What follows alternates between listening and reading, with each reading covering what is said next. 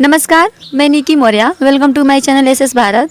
अभी हमारे साथ है एक मुखिया प्रत्याशी जो पंचायत सरिस्वा बाजार से हैं। आइए इनसे मिलते हैं और जानते हैं इनका पूरा परिचय। सर, अपना पूरा परिचय दीजिए। जी, मेरा नाम विनय कुमार ठाकुर हुआ और मैं सरिस्वा पंचायत से बिलोंग करता हूँ, वार्ड नंबर 12 से। ठीक है।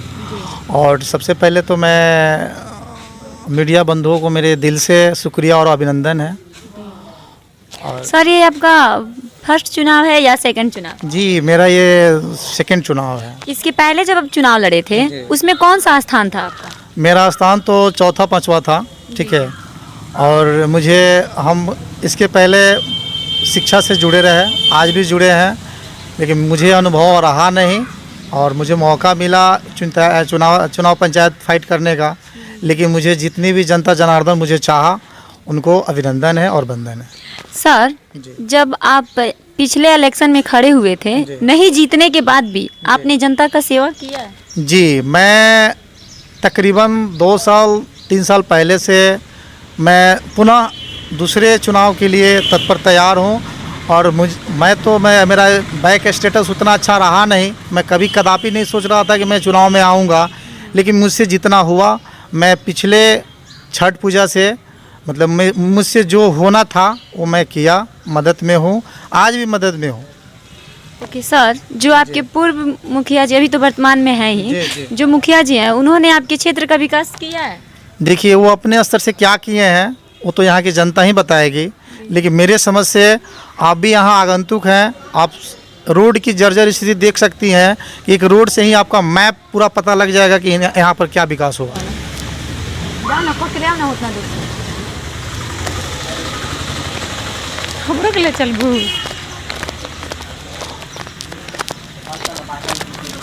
देखिए, ये सरिस्वा बाजार का रोड है।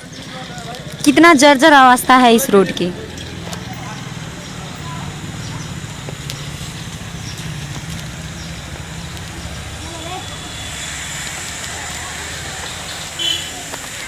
जल की जहाँ तक की बात है, लगा तो सबके पास है, लेकिन वो सुचारू रूप से चलता नहीं है। समय टाइम से पानी नहीं आती? जी नहीं, कभी कभी आता है, कभी कभी नहीं आता।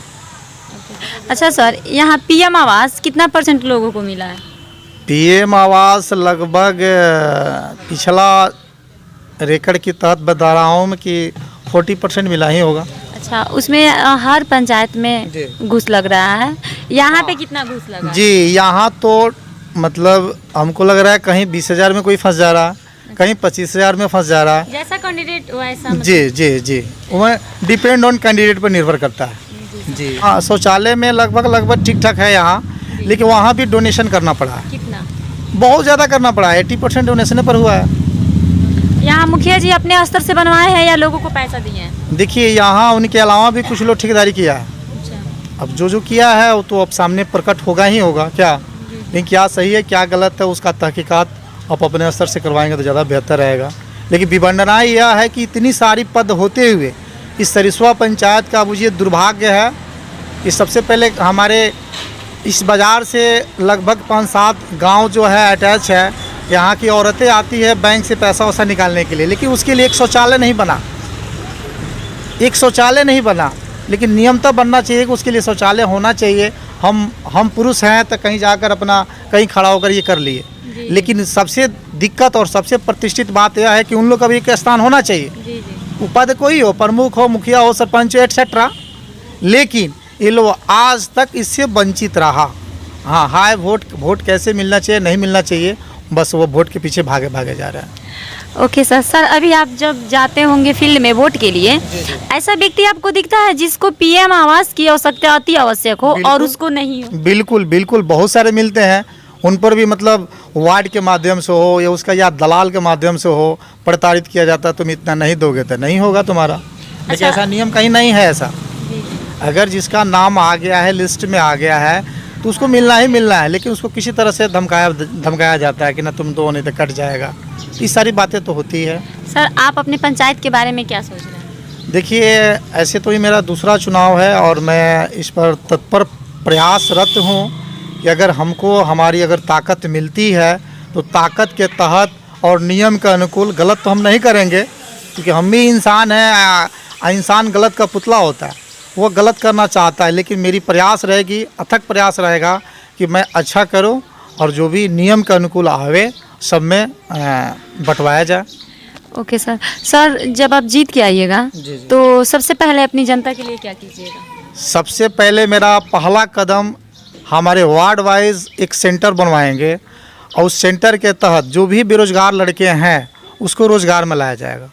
दूसरी बात, हमारी बच्चियां हैं, हम देखते हैं बहुतों को मतलब स्कूल तक आने में बहुत समस्याएं हैं, वो पैसा के लेकर हो या उसका अपना बैकग्राउंड को लेकर हो, तो उन लोगों के लिए भी एक अलग अलग सेंटर खुलवाकर उसकी सुविधा शिक्षा से जोड़ा जाएगा। दिलवाना तब मुझे आवश्यकता है, लेकिन वो समय से होगा।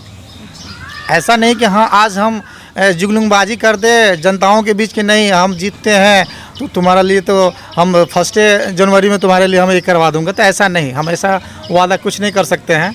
लेकिन हाँ इतना तो प्रॉमिस है कि जो ये डोनेशन लग रहा है, डोनेट लोग कर रहा है, उस डोनेशन पे हम लोग अंकुश लगाने का प्रयास बेशक करेंगे। आपका कहना है करप्शन खत्म कर दीजिए? करप्शन तो है यहाँ, ऑलरेडी करप्शन ही भरा हुआ है, ठीक है। आप करप्शन को जड़ से खत्म करना चाहते हैं? बिल्कुल, हम चाहेंगे हमारे जैसे और भी नवयुवक मिलेंगे और नवयुवक एक टीम बनेगी और उस टीम के तहत इसको प्रयास किया जाएगा कि ख़त्म हो। Okay sir. सर अभी आप अपनी जनता को क्या मैसेज देना चाहते हैं? मैसेज तो मैं डोर टू डोर जाकर देकर आ रहा हूँ कि आप मुझे एक बार मौका तो दीजिए, क्योंकि और लोग 10 लोग गलत कर चुका है, 11 नंबर मैं जा रहा हूँ तो वो भी गलत के सेंस से ही देख रहा है भैया ये जो कह रहे हैं सो और भी लोग कह रहा है। तो हो सकता है कि आप अच्छा हैं भी तो उनके नज़र में गलत साबित हो, लेकिन हम तो कोई भगवान और हनुमान जी हैं नहीं कि दिखा देंगे हाँ ये करके दिखा देंगे। लेकिन मुझे तो समझना होगा, जब तक मेरे जैसे सबको नहीं समझ में आएगा तब तक हमको नहीं लगता है किसी तरह का विकास या करप्शन यहाँ से दूर हो। अच्छा, बातें निरंतर गतिशील रहेगा। हमारे जैसे और भी कैंडिडेट आएंगे, ऐसा नहीं वो जानवर हैं, वो भी जो मैं बात कहूँगा वो भी कहेंगे, लेकिन पता नहीं है क्या होने वाला है इस करप्शन के भीड़ में, ये तो बात मुझे ही पता नहीं है। और हमारी नाव की खेवैया ईश्वर हैं, ईश्वर में मुझे बड़ा आस्था है, जो करेंगे अच्छा करेंगे, सच्चाई यही है। अभी आपके ऊपर जनता की सपोर्ट है? बिल्कुल है, तो चलिए जनता सपोर्ट कर रही है, बिल्कुल कर रही है। कौन ऐसी जनता है कि कहेगी ना हम आपको सर वोट नहीं करेंगे? ये तो बात है ही। तो फिर मैं कैसे कहूँगा कि नहीं कि हमको वो सपोर्ट नहीं, एक होता है कि अपने से खड़ा हुआ जाता है, एक होता है कि जनता बोलती है कि नहीं सर आपको खड़ा होना है। जी मैं पहले तो ये मैं पूछ रहा हूँ। जी मैं पहले ही खड़ा हुआ था, तो कैसे कहेगी कि ना जनता आप खड़ा नहीं हुई है? हाँ ये तो बात है। इसीलिए फर्स्ट में हम आपसे पूछे हैं कि सर जब मतलब हारने के बाद भी आप जनता की सेवा किए हैं कि नहीं? बिल्कुल, इसीलिए जी किए हैं। अपना नाम बोलिए सर। मेरा नाम परमेश्वर राम हुआ। आपके पंचायत में क्या क्या दिक्कतें हैं, क्या प्रॉब्लम है? और देखा जाए तो हमारे पंचायत में बहुत सारी दिक्कतें हैं, गिनती कराया जाए तो उसका नंबर वाइज श्रेणी में लेना पड़ेगा। सबसे पहले ये सरिस्वा पंचायत हमारा इतना मने सुंदर पंचायत है, यहाँ इसके भूतपूर्व में सारे जितने अच्छे अच्छे पद हैं सब यहीं पर था, प्रमुख भी यहीं पर थे। इसके अलावा इसको देखा जाए तो आज तक इस पंचायत का सौंदर्यीकरण नहीं हुआ। इतना फेमस मार्केट है, लेकिन इस मार्केट को देखते हुए जो भी कहीं से आता है इस मार्केट पे तरस खा के जाता है। इसके अलावा चुनाव ये मुद्दा हर एक 5 साल पे आता है, लेकिन इस चीज़ को बढ़िया से कोई पहल नहीं कर पाता है। चुनाव में आने के लिए तो बहुत सारे लोग आते हैं, लेकिन जीतने के बाद ये सारा चीज़ भूल जाते हैं कि हमको करना क्या है, क्या नहीं करना है। अब अभी आपने पूछा हमारे सर से कि इंदिरा आवास में क्या लिया जाता है।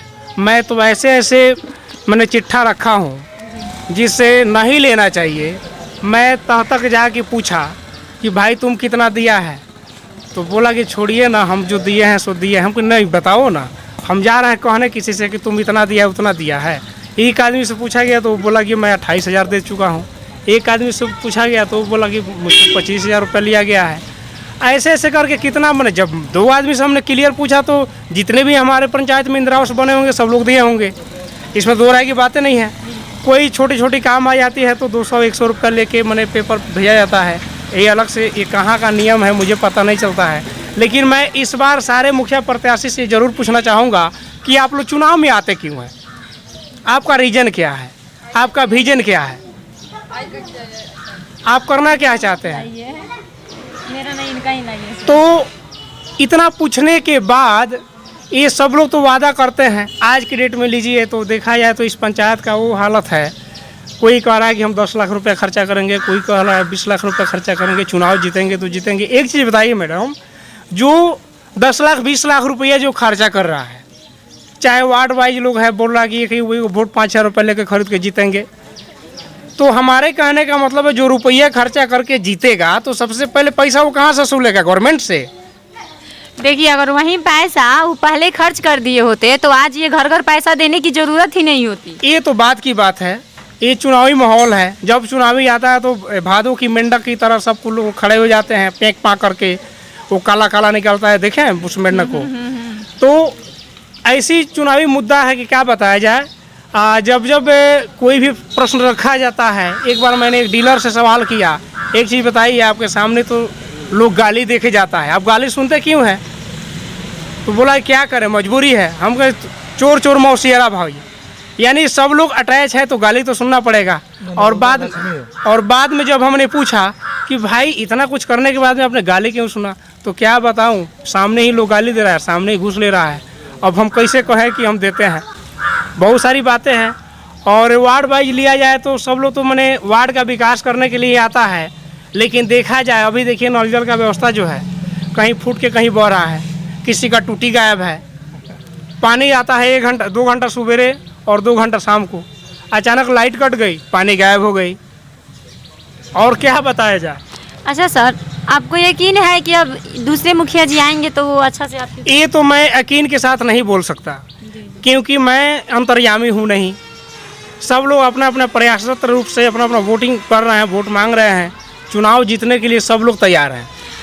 आपकी बात से मैं 100% सहमत हूँ, लेकिन मेरा प्रयास रहेगा कि मैं इस पंचायत में एक नुक्कड़ नाटक की व्यवस्था करूँ और हर एक वार्ड में जाके इस नुक्कड़ नाटक के बारे में दिखाया जाए कि प्रत्याशी लोग जो पैसा देते हैं, जो इसके पहले मैंने बोल गया कि जो पैसा 10 लाख 20 लाख 5 लाख 2 लाख रुपये खर्चा करेंगे तो सबसे पहले वो पैसा आएगा कहाँ से उनका?